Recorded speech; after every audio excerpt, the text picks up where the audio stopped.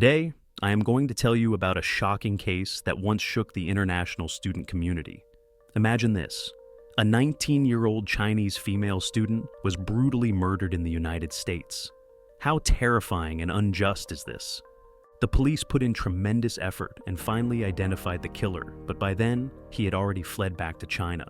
Faced with this deadlock, US law enforcement found themselves powerless.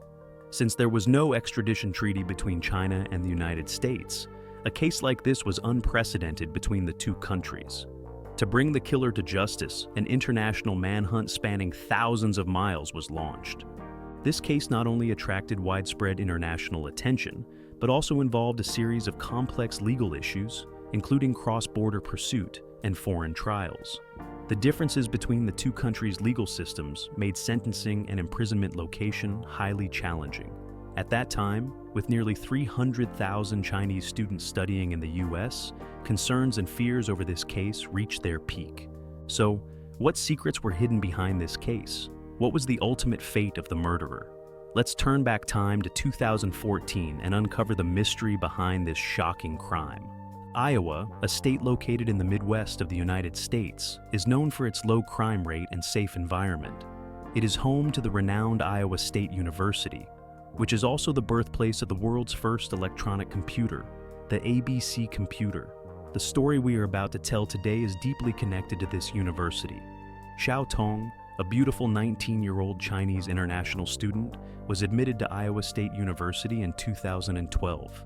She traveled across the ocean from her hometown to pursue her studies. Despite being in a foreign land, her cheerful personality and remarkable adaptability helped her quickly integrate into her new environment, forming strong friendships with her roommates and classmates. Academically, she excelled as well. Even though chemical engineering was not her first choice, she still maintained an impressive GPA of 3.75. However, this outstanding student mysteriously disappeared overnight, triggering an international manhunt. On September 5th, 2014, a seemingly ordinary Friday, Shao Tong went on a weekend trip with her boyfriend, enjoying a relaxing getaway. But little did she know, this would be the last day of her life. Imagine this. You and your partner plan a romantic short trip, only for it to turn into a nightmare. This was exactly what happened to Shao Tong. Her trip with her boyfriend became the final chapter of her life. On Monday, September 7th, Shao Tong, a student known for always being on time, failed to show up for class. Her roommates grew increasingly worried and called her phone, only to hear the cold, automated message that her phone was turned off. Just as their anxiety reached its peak, a message arrived like a sudden downpour in a drought. It was from her boyfriend's phone number. The message stated that Shao Tong was in Iowa City, had lost her phone, and was using someone else's device. It also mentioned that she had a family emergency and needed to fly back to China immediately. But before that, she planned to visit some friends in Minnesota and expected to return in a week. Upon reading this message, her roommates felt a sense of relief. However, days passed, and Shao Tong seemed to have vanished into thin air. There was no further news from her, and her social media account suddenly went silent, something completely out of character for her. Concerned, her roommates began reaching out to her friends in Minnesota, only to receive the same response. No one had heard from her. By September 17th, Shao Tong had been missing for over 10 days. Her roommates could no longer sit idly by, so they reported her disappearance to the local police. Authorities immediately launched an investigation. Their first step was to check bus stations where Shao Tong might have traveled from, but there were no records of her boarding any transportation. Next, they searched her apartment, but found no valuable clues.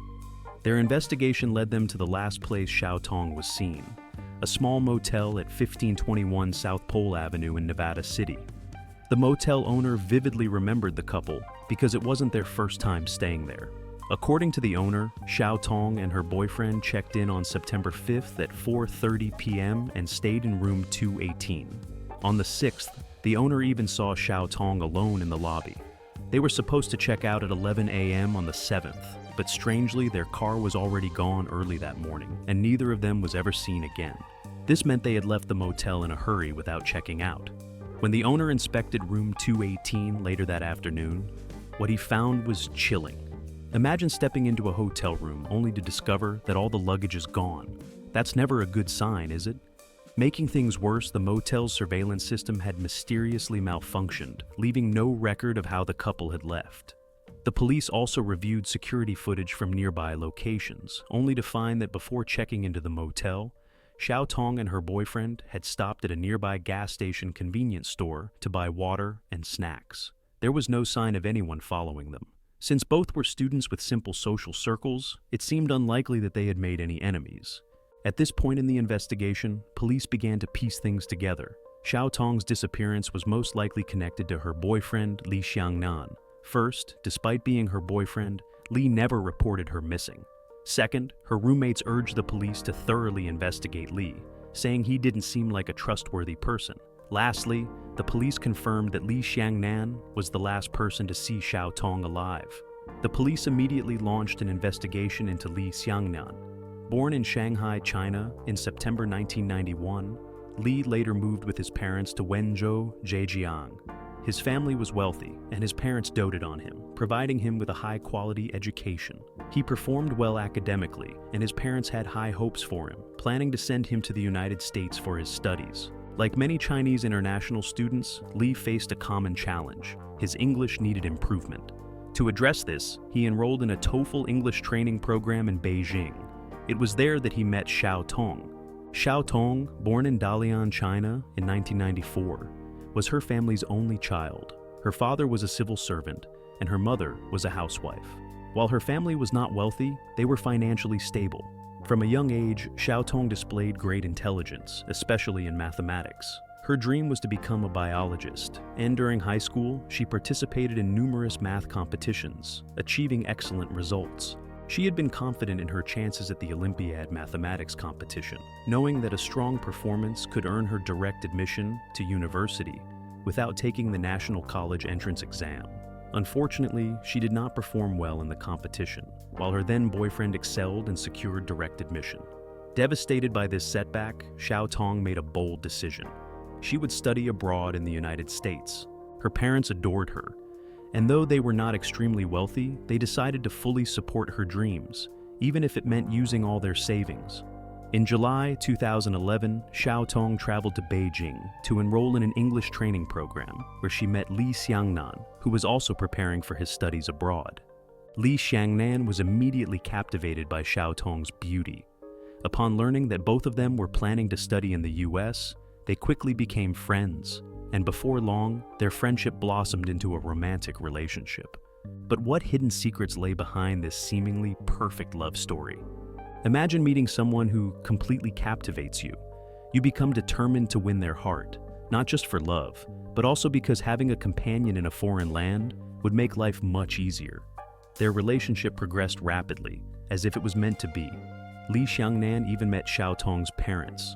Although her parents were not particularly fond of him, they did not object to their relationship either. After all, they were both about to leave for the US, and having a close companion in a foreign country didn't seem like a bad thing. In 2012, both Shao Tong and Li Xiangnan traveled to the United States for their studies. However, despite being in the same country, they were not in the same city. Shao Tong was admitted to Iowa State University, while Li Xiangnan was accepted into Rochester Institute of Technology.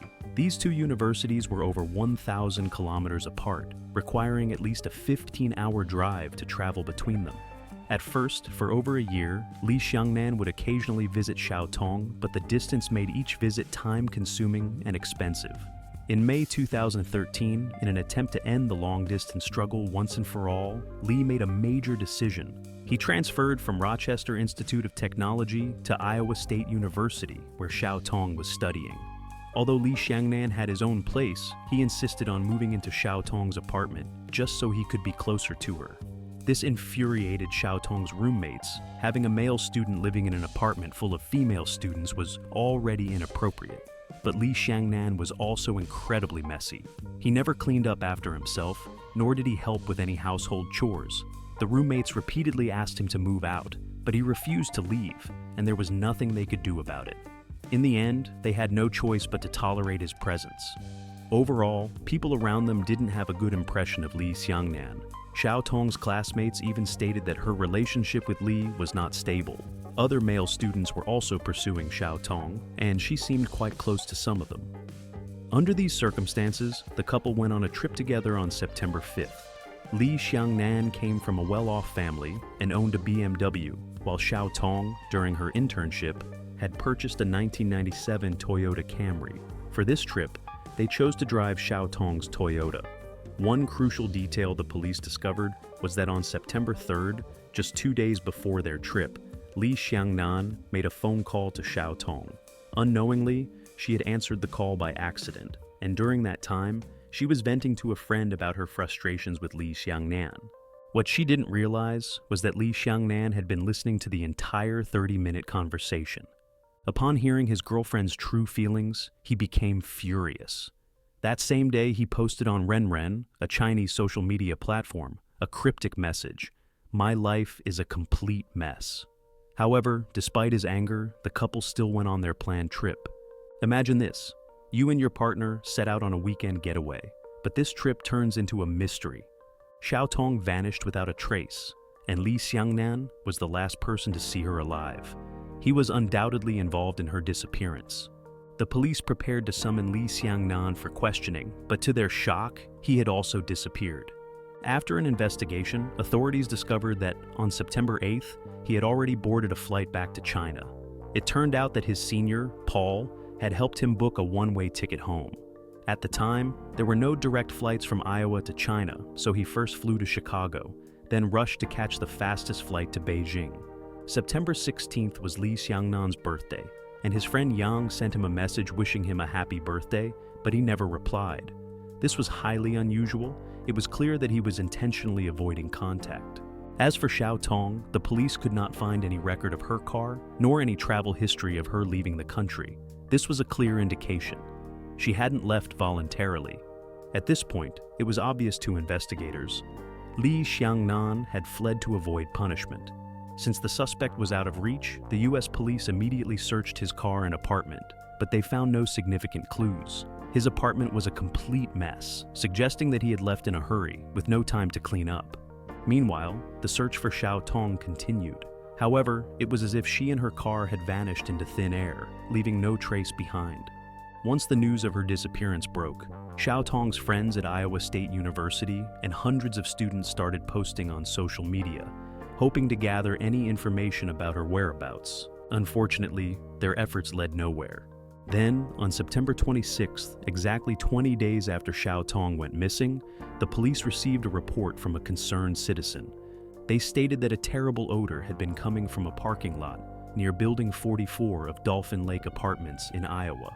The police immediately rushed to the scene and found that the smell was coming from a Toyota. The license plate number was 2877 JDZ, the same car that went missing along with Shao Tong. The vehicle had been sitting there for weeks. In the driver's seat of the car, the police found a smashed phone, which belonged to Shao Tong. In the back seat, there was a printed copy of Li Xiangnan's flight ticket. However, the real source of the foul odor was inside the trunk, a large suitcase. What was inside? The answer was chilling. Even though the police had mentally prepared themselves, they staggered back in shock when they opened the suitcase. Inside was a badly decomposed body. This wasn't a scene from a movie, it was a real-life murder case. Forensic examination confirmed that the body belonged to the missing Shao Tong. The cause of death was suffocation, but her head also showed signs of blunt force trauma, and 2 of her teeth were missing. The towel found in the suitcase came from the motel where she and her boyfriend had stayed. At this point, the case had escalated from a missing persons investigation to a homicide. However, the prime suspect, Li Xiangnan, had already fled to China. Since there was no extradition treaty between China and the United States, even if he was caught in China, he could not be sent back to the US for trial. This international legal complication made the pursuit of justice much more challenging. But the police were determined to uncover the full truth. As the investigation deepened, they found evidence suggesting that Li Xiangnan had premeditated the crime. On September 5th, the couple checked into the motel at 4:30 p.m. That same night, Li Xiangnan contacted his senior, Paul, asking him to book a plane ticket back to China. On September 6th, while Shao Tong briefly returned to campus to take care of some matters, Li Xiangnan drove to 2 different stores. There, he purchased a large suitcase and 2 dumbbells, one weighing 20 pounds, the other 15 pounds. He placed all of these items in the trunk of Shao Tong's car. Security cameras clearly captured him making these purchases at both stores. A particularly chilling detail emerged. When buying the suitcase, Li crouched down carefully, comparing sizes, as if he were measuring whether a body could fit inside. Eventually, he chose a large black suitcase. On the afternoon of September 6th, Shao Tong returned to the motel. From that point on, no one ever saw her alive again. Based on the evidence, the motel room was likely the primary crime scene, and the estimated time of the murder was between late night on September 6th and the early hours of September 7th. To confirm their theory, the police re-examined room 218, and they found traces of blood near the headboard. A forensic test confirmed that the blood belonged to Shao Tong. Shao Tong's father also provided a key clue. On the morning of September 9th, he had chatted with his daughter on WeChat. However, when he asked for a video call, his request was denied. At the time, he didn't think much of it, but looking back, it was clear that Shao Tong had already been murdered. The person holding her phone that day was none other than Li Xiangnan. Using Shao Tong's phone, Li Xiangnan continued messaging her roommates, trying to create the illusion that she was still alive. But the truth always finds its way to the surface. While the police continued their investigation, Li Xiangnan's days on the run were numbered. Imagine this. You're having a casual conversation with a friend, and suddenly you realize you might be witnessing the early signs of a premeditated crime. One of Li Xiangnan's friends later told the police that a month before Shao Tong went missing during a gathering, Li had asked a strange question. How long does it usually take for the police to declare someone missing? At the time, the friend thought it was an odd thing to ask, but looking back, it became clear. Li Xiangnan had already made up his mind to kill. Considering the dumbbells found next to Shao Tong's body, the police concluded that this was a well-planned, premeditated crime. Li Xiangnan purchased the dumbbells, most likely intending to weigh down Shao Tong's body and sink it into a river, hoping to hide the evidence and avoid police detection. The authorities also tracked Li Xiangnan's phone and discovered that at around 4 a.m. on September 7th, his phone's location was near a nearby river. However, at that time, the water level was too shallow. This may have led him to abandon his plan of disposing of the body in the river and instead flee the scene in a hurry. Based on Shao Tong's injuries and cause of death, the police formulated a chilling theory. Shao Tong did not die immediately after being attacked in the motel. Instead, she was later locked inside the suitcase and suffocated to death. This case shook the Chinese international student community, especially since at that time, nearly 300,000 Chinese students were studying in the United States. Many of them closely followed the investigation, deeply concerned about the developments of the case. Some Chinese students even traveled to Iowa State University, where they joined Shao Tong's friends, classmates, and professors to hold a memorial service on campus. The news quickly spread back to China, and when it was revealed that the suspect, Li Xiangnan, had fled back to China, it caused a massive public outcry. On Sina Weibo and other social media platforms, posts about the case received over 150,000 comments in just 2 days, and views skyrocketed to several million. The biggest questions being debated online were, where was Li Xiangnan hiding? Had Chinese authorities arrested him? Had he escaped from China to another country? Rumors and speculations flooded the internet, but no one had definitive answers. Not even the Chinese police knew his exact whereabouts. Li's parents claimed they had not seen their son. A Chinese international student murdering another Chinese student in the US and then fleeing back to China presented a complex legal and diplomatic challenge between the two countries. Since there was no extradition treaty between China and the US, and Chinese authorities did not initially have concrete evidence of Li Xiangnan's crime, the investigation stalled and the pursuit of the suspect reached an impasse. As public outcry intensified, Li Xiangnan remained missing. Meanwhile, Shao Tong's parents were emotionally and physically exhausted. The pain of losing their only daughter was unbearable. In their desperate pursuit of justice, they urged both Chinese and American law enforcement agencies to strengthen cooperation and share crucial information, hoping to bring the killer to justice as soon as possible. Although there was no precedent for handling such a case between China and the United States at the time, China had prior experience collaborating with Canada and New Zealand on similar cases. In 2002, a Chinese international student, Zhao Wei, was murdered in Canada by her boyfriend, Liang. After Liang fled back to China, Chinese authorities arrested him. Eventually, China and Canada reached an agreement. As long as Liang was not sentenced to death, Canada would share its investigation files. As a result, Liang was sentenced to life imprisonment in China. There were other similar cases, such as the first major homicide case in New Zealand involving a Chinese suspect. In January 2010, Chinese national Xiao Zhen murdered a taxi driver in New Zealand before fleeing back to China. The final resolution was similar. New Zealand shared its case files on the condition that Xiao Zhen would not face the death penalty, and in the end, he was sentenced to 15 years in prison in China. As for Shao Tong's case, by March 2015, U.S. authorities in Iowa had completed their investigation and formally charged Li Xiangnan with first-degree murder, issuing an international arrest warrant. However, before the case gained global attention, Chinese law enforcement had already taken action. China proactively contacted U.S. authorities to discuss potential strategies. In April 2015, Chinese investigators traveled to Iowa, where, under the escort of U.S. police, they reviewed the case and brought all evidence back to China. On May 13, 2015, more than 8 months after the crime, Li Xiangnan voluntarily surrendered to authorities in Wenzhou, China, perhaps realizing he had no way to escape justice. In March 2016, the case was brought to trial at the Wenzhou Intermediate People's Court, with U.S. investigators from Iowa attending the proceedings. During the trial, Li Xiangnan admitted to the crime, but claimed it was a crime of passion, denying any premeditation. He stated that he had always loved Shao Tong, but during an argument, he lost control and accidentally killed her. Li Xiangnan's family offered Shao Tong's family 2 million RMB in compensation, hoping the court would show leniency.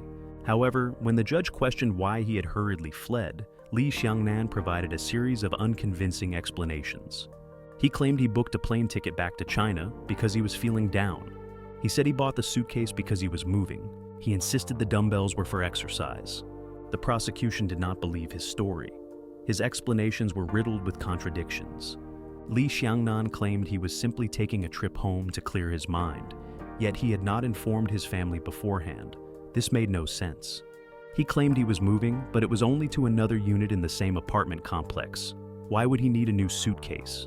As for the dumbbells, he bought 2 of different weights instead of a matching set. Given his physique, the weights seemed unnecessarily heavy. More importantly, the stores where he purchased the suitcase and dumbbells were over 2 hours away from his apartment. This unnecessary detour raised further suspicion.